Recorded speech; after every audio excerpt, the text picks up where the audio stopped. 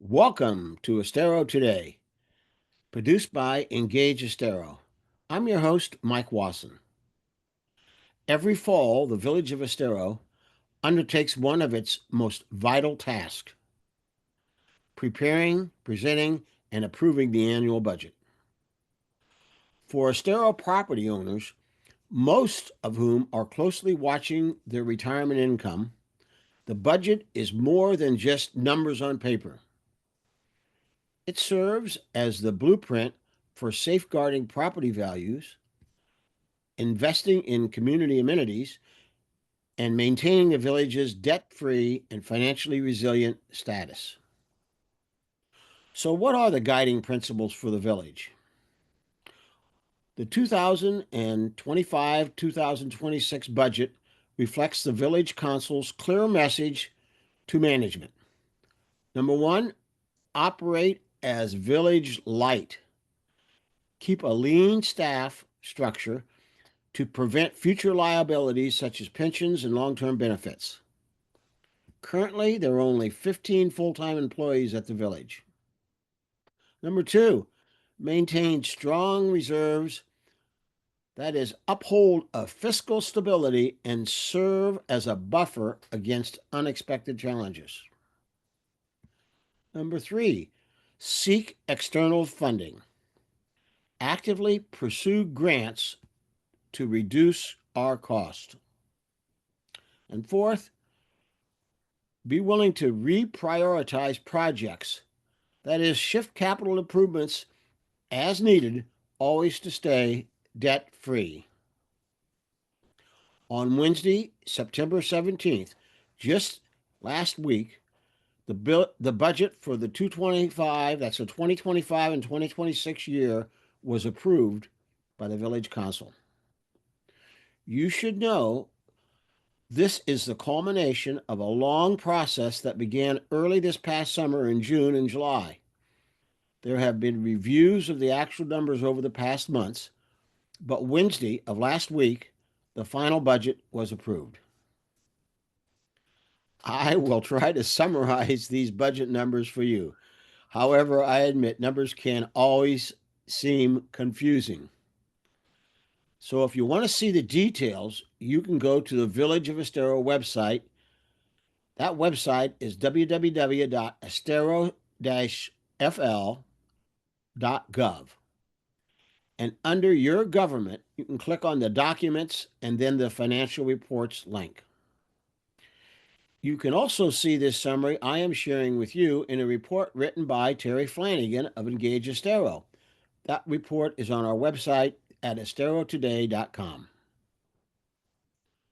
That said, here's an attempt to give you a summary. First, let's look, what is the village's revenue base? This year's revenue outlook begins with a 6.6% rise in taxable property values, pushing the estimated total to over $10.2 billion in property values in the Village of Estero. The millage rate, though, at 0.7300, the lowest in Lee County and one of the lowest in the state of Florida, ensuring property owners continue to benefit from low taxes while the village funds vital services and upgrades. Here's a breakdown of where the money comes from. It comes from four areas. The first is ad valorem taxes. That's basically property taxes, and that represents about 22.7% of the income. Intergovernmental revenues, payments from other governmental bodies in effect, and that represents about 29.7%. Impact fees represent 19%. And finally, franchise fees, licenses, and permits are 28.6% of the revenue. And so simply, where does the money go? The proposed $70.9 million expenditure is primarily focused on long-term investments that maintain and improve property values. Those are broken out into culture and recreation, which represents 39.2% of expenditures. That's parks, trails, and community amenities. Transportation represents 28.1%. That's for roads, bike pedestrian safety, intersection upgrades. The physical environment, and here we're talking about utilities, stormwater, landscaping, that represents about 20.6%. And finally, government in general and public safety, and that's 12%. Now, if you look at it from a perspective of capital projects for 2025 and 26, the total is $56.6 million projected to spend on capital projects. So that's a major part of the budget. And when you divide out how that money will be spent, 27.3 million of the 56.6 million will go to parks and recreation. 13.4 million for utility improvements, 11.9 million for roadway improvements,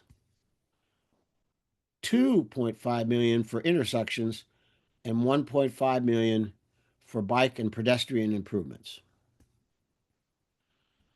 All that being said, there are two new considerations this year that could influence priorities. First, FEMA funding. The Village of Estero may receive $24 million to cover utility expansion projects. And those costs are sometimes called UEP costs, utility expansion projects. If approved by FEMA and we get the money, this could significantly lessen the financial burden on residents and allow the village to reallocate some resources. There's a second part, though, and that's the BERT project, sometimes known as the Rails to Trails project. And that BERT project has the possibility of where there will be a purchase of the right-of-way, and that potential purchase of the right-of-way could happen within this coming fiscal year. If approved, this once-in-a-generation project could enhance Estero's connectivity and recreation options. However, it may also require a bond issue, temporarily breaking the village's tradition of remaining debt-free. Here's what happens if they both materialize. Estero will reach a crucial point in its financial planning. The FEMA funds would reduce the burden on property owners, making the UEP, the utility projects, more affordable while we maintain our reserves. Meanwhile, the BERT purchase would be a bold step to improve Estero's future livability and property values, but it would also involve taking on temporary debt. Managing these two changes would require careful planning, and the village council would need to revisit the capital improvement plan to adapt to these new circumstances. The question becomes, how should Estero balance reduced cost in one area with new debt in another area? Well, I know these are a lot of numbers to digest. And if you want to see them in writing, you can do that at either the Village of Estero website, and that website is www.estero-fl.gov, and you go under Your Government, click on Documents, and then the Financial Reports link, and the financial report is there. Or if you want a simpler version, you can read Terry Flanagan's summary at Engage Estero's website. That's www.esterotoday.com. I hope these numbers have been helpful.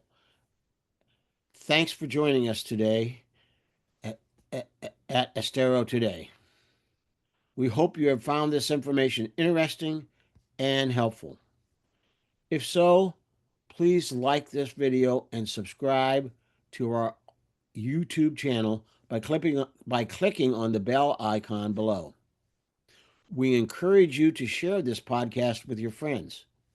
Comment below or email us with your ideas for future podcasts. Our email address is info@esterotoday.com. Produced by Engage Estero, this is your host, Mike Wasson, wishing you a good week and hoping you can join us next week for more news on Estero Today.